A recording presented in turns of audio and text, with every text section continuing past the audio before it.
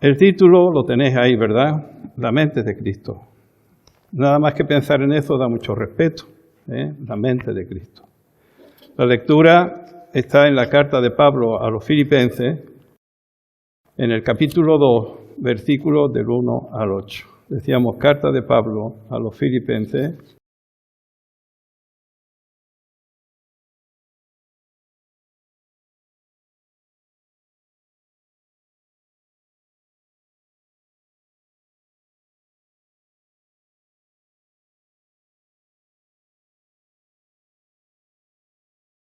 Filipenses capítulo 2, versículo... Filipenses, aquí está. Filipenses 2, versículos del 1 al 8. Por tanto, si hay algún consuelo en Cristo, si algún estímulo de amor, si alguna comunión del Espíritu, si algún afecto entrañable, si alguna misericordia, completad mi gozo sintiendo lo mismo, teniendo el mismo amor, unánime, sintiendo una misma cosa. Nada hagáis por rivalidad o por vanidad, antes bien con humildad, estimando cada uno a los demás como superiores a él mismo. No busquéis vuestro propio provecho, sino el de los demás. Haya pues en vosotros este sentir que hubo también en Cristo Jesús. Él, siendo en forma de Dios, no estimó el ser igual a Dios como cosa que aferrarse, sino que se despojó a sí mismo, tomó la forma de siervo y se hizo semejante a los hombres. Mas aún, hallándose en la condición de hombre, se humilló a sí mismo, haciéndose obediente hasta la muerte y muerte de cruz. Por eso Dios también lo exaltó sobre todas las cosas y le dio un nombre, que es sobre todo nombre, para que en el nombre de Jesús se doble toda rodilla de los que están en los cielos, en la tierra y debajo de la tierra. Y toda lengua confiese que Jesucristo es el Señor, para gloria de Dios Padre. Hasta aquí la palabra de Dios. Cuando yo leía este texto, la verdad que este texto me ha impactado. Me impactaba siempre. Pero yo pensaba, ¿qué es lo que quiere Dios con lo que nos está diciendo aquí en Filipenses? Y llego a la conclusión que Dios quiere que renovemos nuestra mente natural. La mente natural es la que contiene nuestras emociones, nuestros pensamientos y nuestra voluntad. La mente natural con la que hemos convivido durante toda nuestra vida. La que hemos convivido, incluso siendo creyentes, en ocasiones seguimos conviviendo con esa mente natural. ¿Cómo comienza esto? Pues comienza digamos, la renovación de esos pensamientos comienza, en primer lugar, debemos saber si los pensamientos nuestros son buenos o son malos, o son positivos o son negativos. Tenemos que analizar nuestros pensamientos. Pensamientos y razonamientos. Tenemos que hacer lo que llamaría yo una introspección espiritual, es decir, analizar esos pensamientos con la ayuda del Espíritu Santo. ¿Cómo son mis pensamientos? ¿Cómo pienso? ¿Cómo siento? ¿Cómo actúo? Para eso tenemos la ayuda de Dios Todopoderoso. Dios sabe cómo pensamos. Dios nos puede mostrar esos pensamientos que seguramente aparecen en nosotros y que no reconocemos o que nunca hemos creído que los pudiéramos tener. En Salmo 139, del 23 al 24,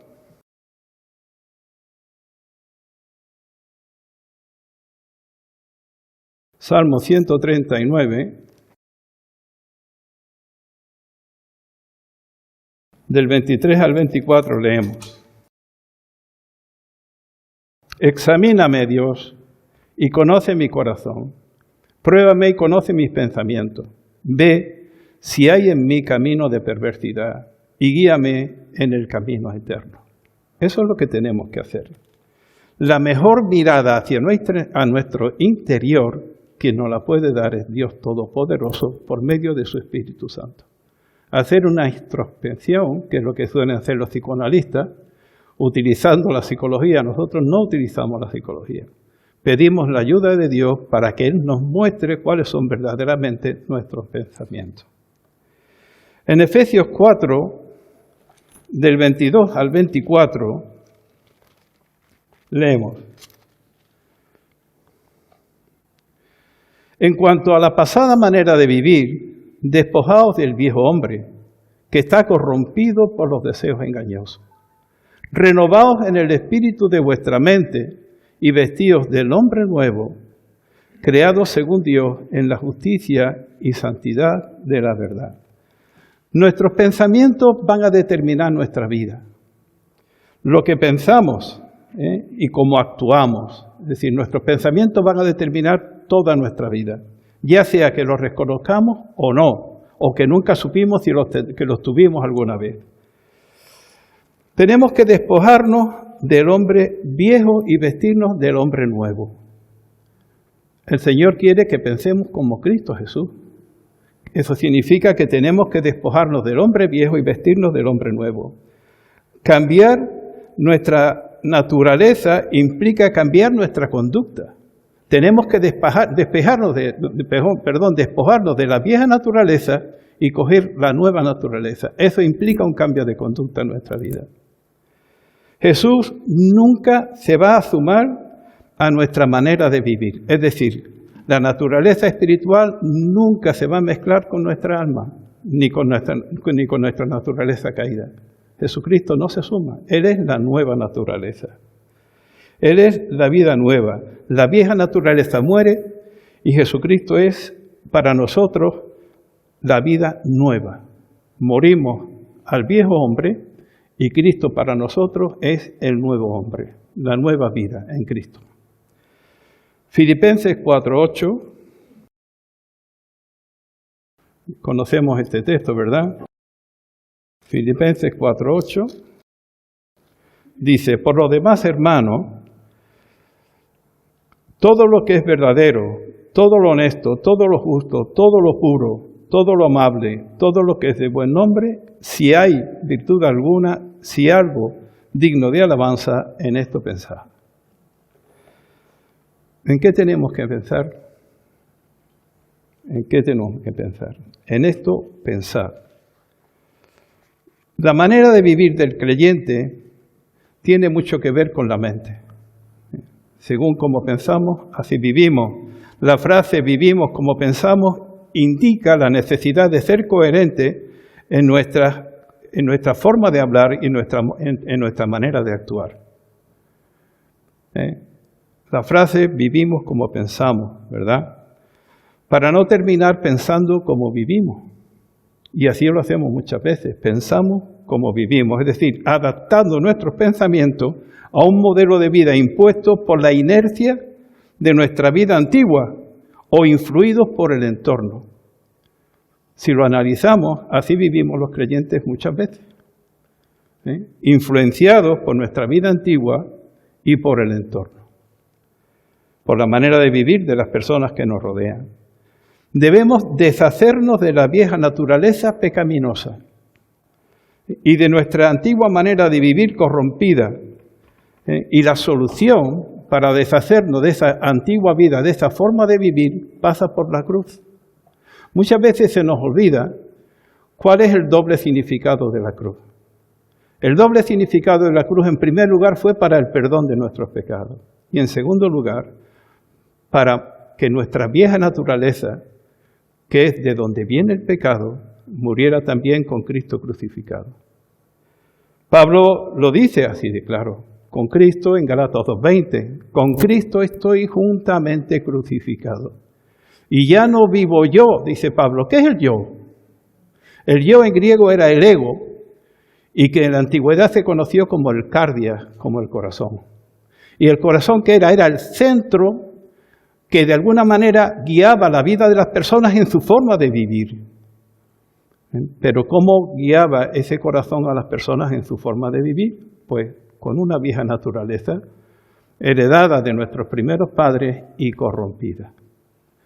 Entonces, ahí nos está diciendo Pablo que él había considerado la necesidad de crucificar su yo, su ego, Decía Pablo, y Pablo decía también, y lo que ahora vivo como ser humano, lo vivo confiando en aquel que se entregó a sí mismo por mí, que me amó y se entregó a sí mismo por mí. ¿Tenemos suficientes razones para confiar en el Señor? El amor, ¿verdad? Dejar nuestra vieja naturaleza, dejar nuestras emociones, dejar nuestros pensamientos y vivir conforme, no que Cristo haga hacer la voluntad de Cristo, sino que Cristo haga su voluntad a través de nosotros. Nosotros no tenemos capacidad para hacer la voluntad de Dios. Tiene que ser Cristo en la forma del Espíritu Santo el que haga su voluntad a través de nosotros y nosotros como instrumento. Es una naturaleza pecaminosa. Tenemos que seguir una vida dirigida por Jesús. Implica morir al egoísmo y pasiones, permitiendo que Cristo viva a través del creyente. En Filipenses 2, del 1 al 4, volvemos de nuevo a Filipenses, estamos en Filipenses también. Dice, por tanto, si hay algún consuelo en Cristo, si hay algún estímulo de amor, si alguna comunión del Espíritu, si algún afecto entrañable, si alguna misericordia, completad mi gozo, sintiendo lo mismo, teniendo el mismo amor, unánimes, sintiendo una misma cosa. Nada hagáis por rivalidad o por vanidad, antes bien con humildad, estimando a cada uno a los demás como superiores a él mismo. No busquéis vuestro propio provecho, sino el de los demás. Así es como la palabra de Dios nos está diciendo que vivamos para mantener la unidad y superar las divisiones mediante la verdadera humildad. Mediante la verdadera humildad. Si los cristianos hemos recibido el Espíritu Santo, nosotros tenemos el amor y tenemos la comunión con el Espíritu. ¿Lo tenemos ya? Hemos recibido tenemos todo el fruto del Espíritu Santo. El apóstol Pablo dice en Romanos 12:1 que nosotros, dice, porque Dios ha derramado su amor en nosotros por medio del Espíritu Santo. Tenemos todo, amor, paz, paciencia, bondad, benignidad, mansedumbre, templanza, el fruto del Espíritu Santo. Ya está en nosotros, no tenemos que pedirlo. Pero ¿por qué no se manifiesta siempre de la misma manera si ya lo tenemos? Bueno, tenemos la responsabilidad de fomentar la unidad. Esa es la responsabilidad de la Iglesia, fomentar la unidad. Abandonando la vanagloria, considerando a otros como superiores y buscando el bienestar ajeno con la misma actitud de servicio de Jesús. Esa es nuestra responsabilidad como creyentes, como miembros del cuerpo de Cristo, la familia de Dios.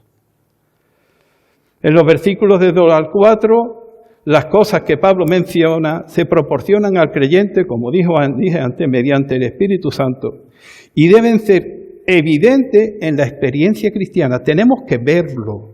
Tenemos que ver a Jesucristo manifestándose a través de nosotros. Tenemos que verlo, ver a Cristo a través de nosotros. Tenemos que verlo. ¿Por qué? Porque esas cosas son fundamentales para la unidad de la Iglesia. En Filipenses 4, del 2 al 3, Pablo menciona una circunstancia, un incidente que había en la iglesia de Filipo. Ruego a Evodia y a Síntique que sean de un mismo sentir en el Señor.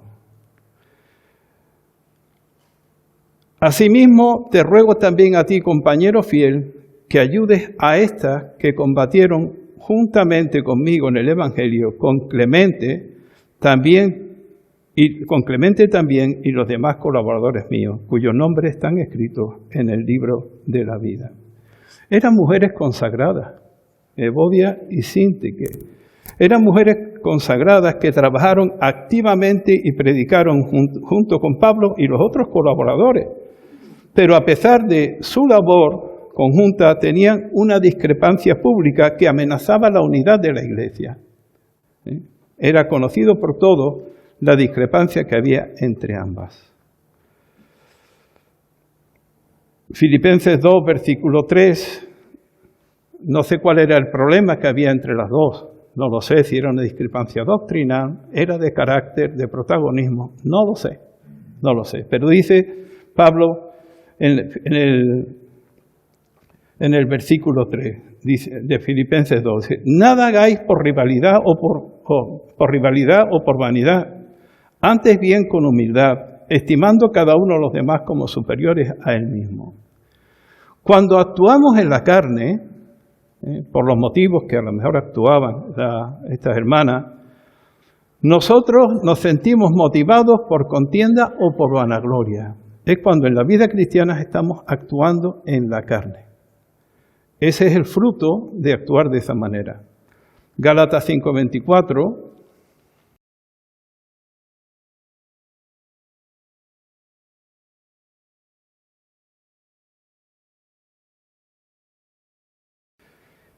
Leemos.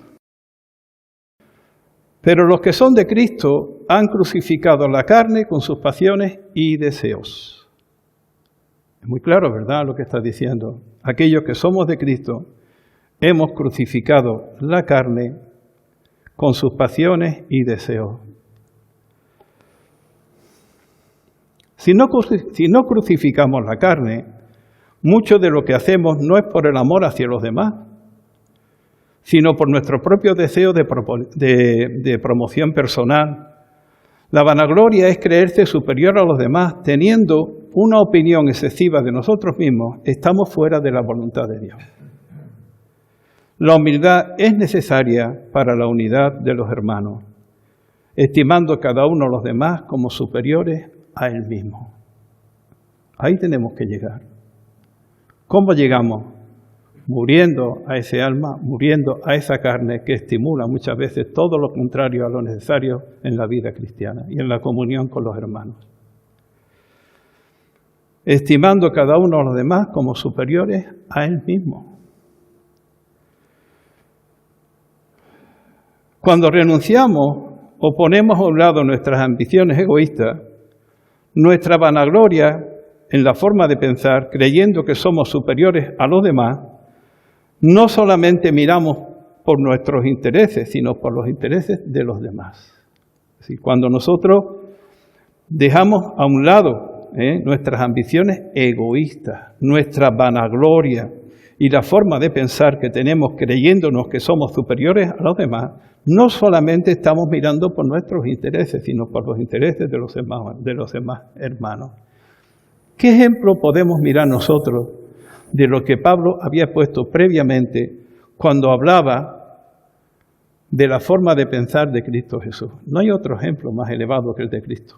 Pablo decía que la humildad de Cristo tiene que ser nuestro ejemplo. Humildad que Pablo va describiendo a continuación.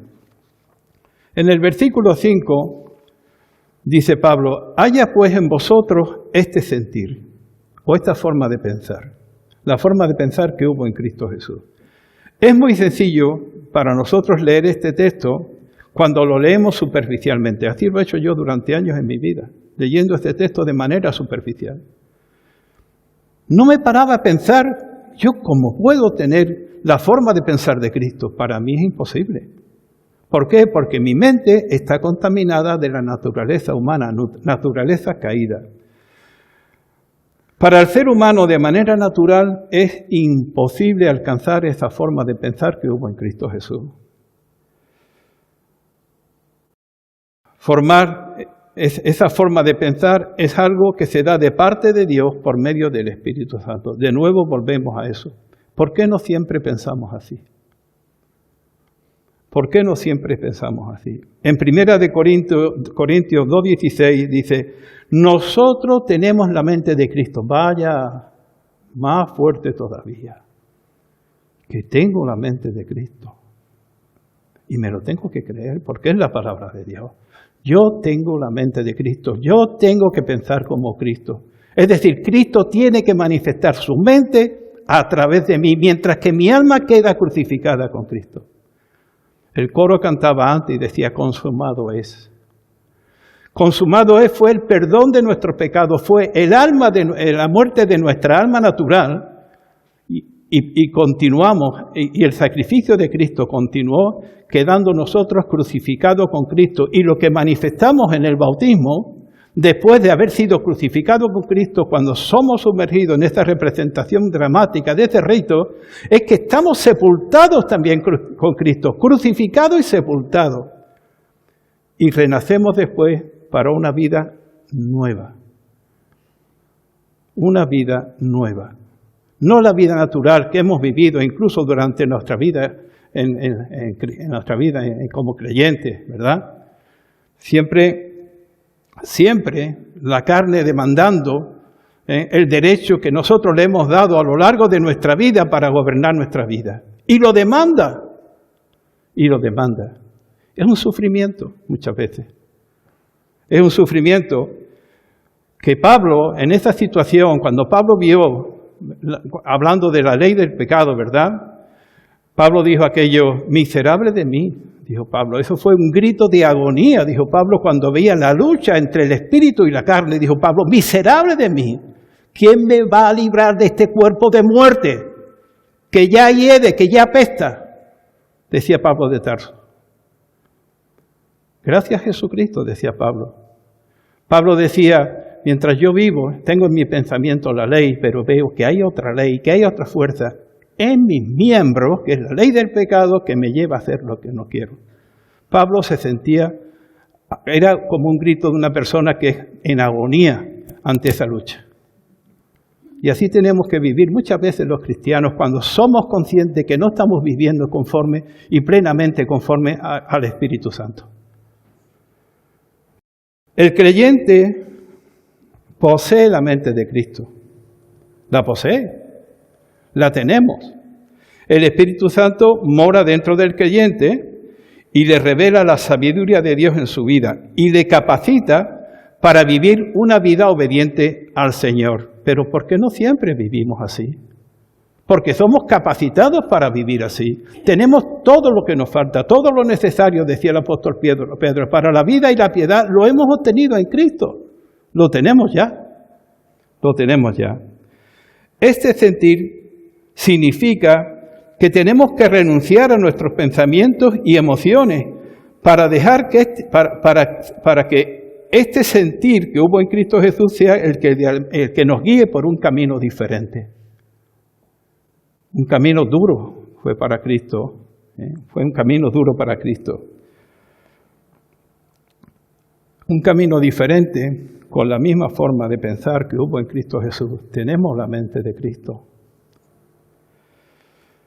Sigue diciendo Pablo, el cual siendo en forma de Dios, esto describe la existencia de Cristo antes que se hiciera carne.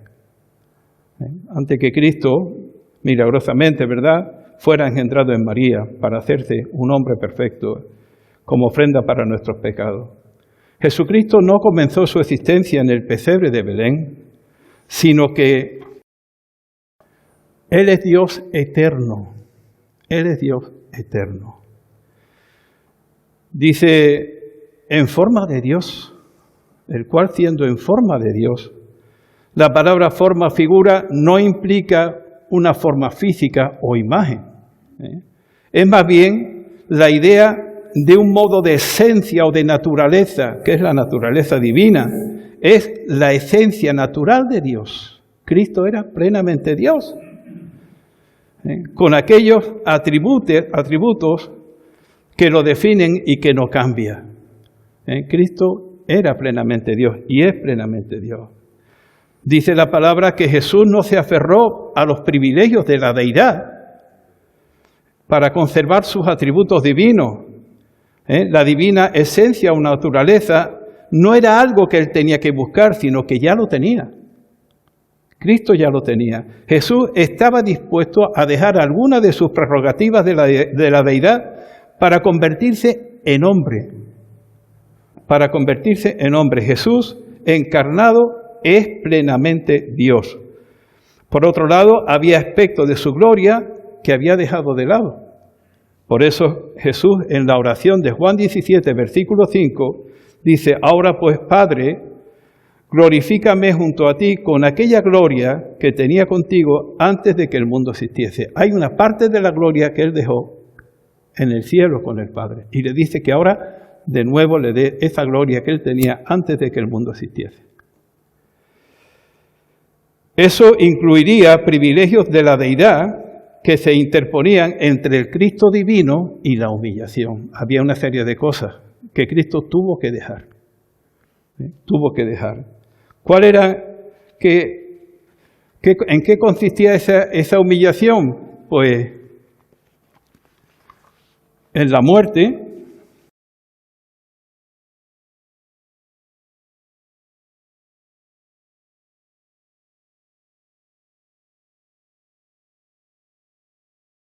En la muerte, ¿verdad? Cristo era eterno, Cristo era inmortal. Él pasó de una altura que nosotros no podemos imaginar. Y de esa altura pasó a una vergonzosa degradación por amor a los pecadores. Esa es la mentalidad que debemos tener al servir a los seres humanos. Cristo dejó la vestidura de rey y se puso la vestidura de siervo. Aunque pasó del Señor a siervo, nunca dejó de ser plenamente Dios. En Colosenses 2:19 dice, porque en Él habita corporalmente toda la plenitud de la deidad. ¿Hasta dónde se rebajó Cristo? Hasta la muerte, y muerte de cruz. Para Cristo no hubo límite, no hubo límite. Y no hay límite para lo que Dios puede hacer para demostrar su amor y su poder salvador hacia el ser humano. Cristo se inclinó hacia lo más bajo para salvarnos de nuestros pecados. Muerte de cruz, muerte de cruz. Un medio de ejecución vergonzosa y cruel en la antigüedad. La muerte de cruz no solo simboliza su sufrimiento físico, sino también su total anonadamiento o humillación. Llegó a humillarse totalmente. Cristo llegó a humillarse totalmente. Fue un acto voluntario de Jesucristo al desprenderse de su gloria divina y de su rango para asumir la naturaleza humana, incluso hasta la muerte de cruz. Igual que un servidor, le estoy hablando de mí, y para muchos hermanos, esta lectura la podemos repetir de memoria, hablando de la humillación de Cristo. Pero de nada sirve guardarla en nuestro disco duro. Para nada. Si no podemos aplicarla a todas las circunstancias de nuestra vida. Lo que es la humillación, el vaciarse, como Cristo hizo. Tenemos que aplicarla a todas las circunstancias de la vida, a las que son más visibles y a las que son menos visibles. ¿Cuál es la circunstancia menos visible en un creyente? La familia, ¿verdad? Ahí no tenemos espectadores, ahí está solamente nuestros hijos, nuestra esposa. Ahí es donde realmente nosotros tenemos que vaciarnos de nuestro ego, de nuestro yo, ¿verdad? Y amar a nuestras esposas, como dice Pablo en la carta a los Efesios, como Cristo amó a su iglesia, que dio su vida por ella, ¿verdad? Ahí tenemos un ejemplo de ese amor y de cómo tenemos que vaciarnos de nuestro egoísmo delante de nuestras esposas y de nuestros hijos. Esa es la parte menos visible del creyente. Me estáis viendo ahora aquí, ¿verdad? Soy visible. A veces se tarda años en llegar a esa conclusión de la necesidad de vaciarse de un alma que a veces se viste de religiosidad, pero no es ni más ni menos que un alma caída, un alma que nos inclina al pecado. Durante mucho tiempo me centraba en la parte de la humillación de Cristo, pero llegar a comprender en profundidad, haya pues en vosotros este sentir que hubo también Cristo Jesús, o que nosotros tenemos la mente de Cristo. Por más que yo meditaba muchas veces en ellos, para mí eran metas espirituales inalcanzables. ¿Yo cómo puedo tener la mente de Cristo? ¿Yo cómo puedo llegar a esa misma forma de pensar? Muchos años, ¿verdad? Viviendo nuestra alma de religiosidad, buenos propósitos, autosuficiencia, activismo cristiano, intentando mejorar mi carácter como si eso fuera lo que demanda Cristo de nosotros. Cristo no vino a mejorarnos. Cristo vino a transformarnos en una nueva criatura sin tener nada que ver con nuestra alma natural.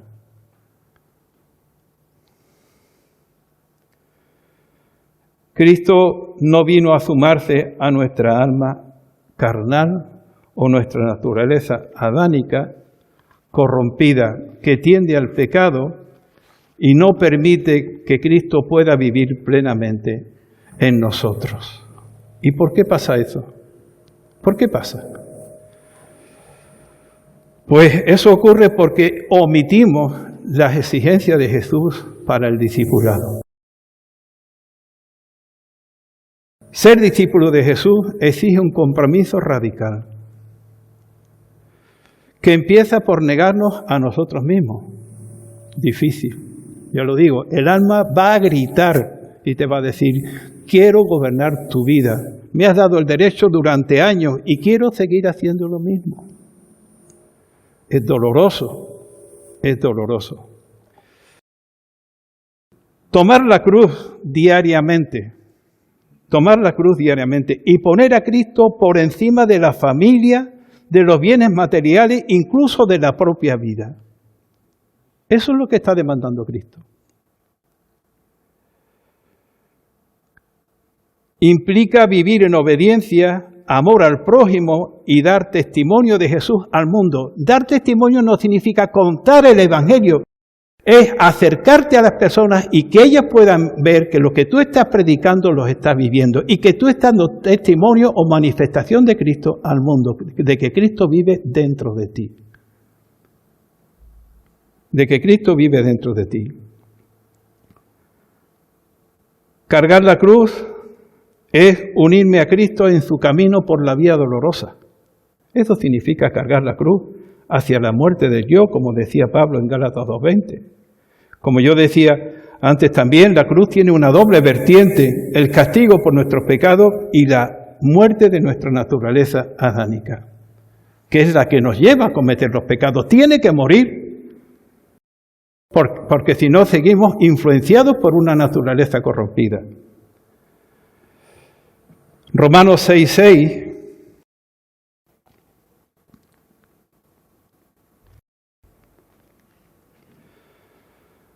sabiendo esto, que nuestro viejo hombre fue crucificado juntamente con él, para que el cuerpo del pecado sea destruido, a fin de que no sirvamos más al pecado. ¿Verdad? Qué cosas, ¿eh?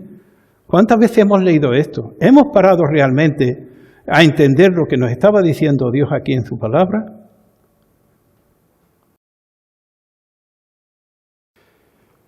Hermano, este es el propósito por el cual nos escogió Dios antes de la fundación del mundo. Romanos 8, del 28 al 30.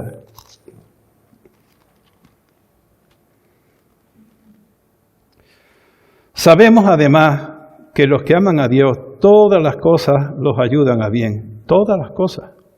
Las que consideramos subjetivamente buenas o subjetivamente malas. Todas las cosas ayudan a bien.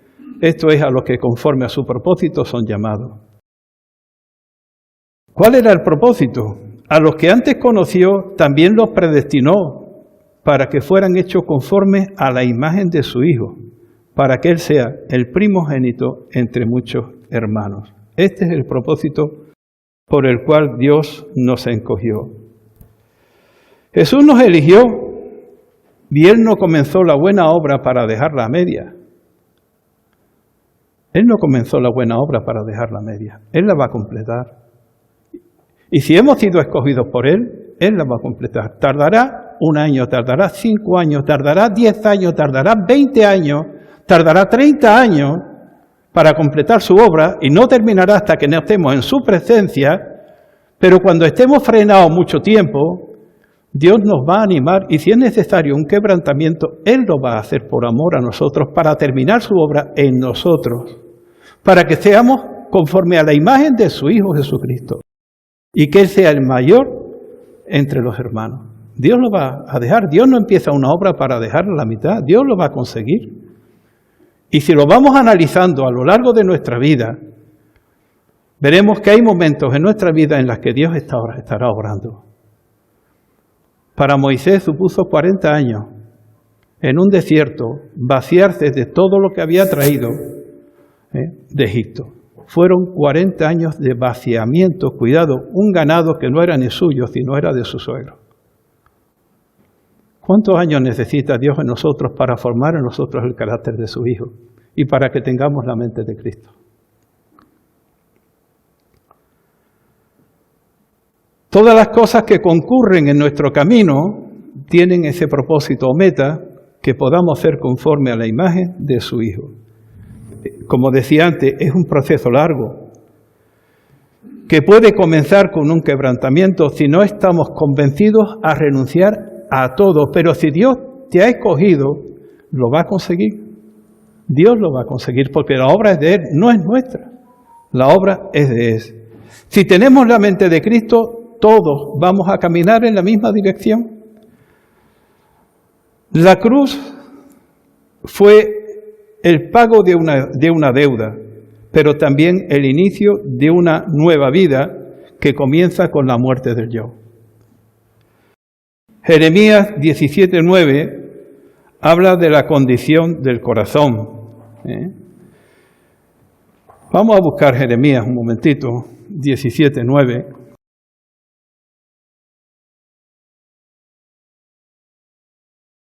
Jeremías 17:9.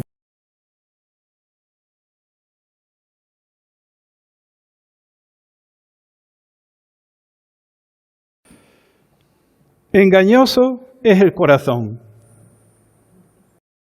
el centro de nuestra vida, de manera natural, el cardia.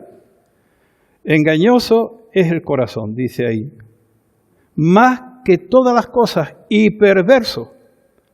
¿Quién lo conocerá? El único que lo conoce verdaderamente es Dios. Fijaros que durante muchos años nosotros hemos sido controlados por un alma que nos mentía. Engañoso es el corazón que nos mentía. Y a veces nos autoengañábamos pensando que era la vida que realmente teníamos que seguir en la vida cristiana. El alma te miente. El alma te miente. Y bajo su guía, bajo la guía de ese alma, nosotros somos guiados, hemos sido guiados a una vida pecaminosa. La vida carnal entendida como la inclinación humana al pecado no puede ser restaurada. No puede ser restaurada. La naturaleza carnal no puede ser restaurada, reformada o mejorada, sino que debe ser crucificada. Romanos 8, del 7 al 9,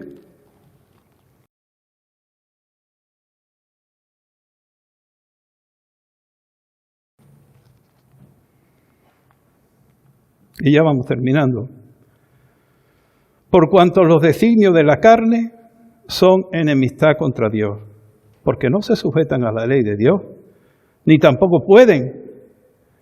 Y los que viven según la carne no pueden agradar a Dios. Así, hermano, esa es la palabra de Dios, ¿verdad? Y es la que tiene que guiar nuestra vida. Siempre es importante, cuando leemos estas cosas, pues decir, Señor, ¿qué me quieres decir a mí en este momento? Hay momentos de nuestra vida en que lo pasamos mal o que nos pasa algo, como le pasó a Pablo de Tarso. Pablo de Tarso tuvo una experiencia muy desagradable con aquel aguijón. Él pensaba que aquello era un impedimento para la obra misionera, pensaba Pablo, y había orado a Dios 3 veces para que se lo quitara. Y le dijo Dios, Pablo, bástate en mi gracia, porque mi poder se perfecciona en la debilidad. Todo momento de debilidad que tiene un creyente, sea cual sea la circunstancia o la causa, tiene un propósito, para que se manifieste el poder de Dios en nosotros, para que dejemos de depender de nuestra alma y dependamos del Señor. Amén.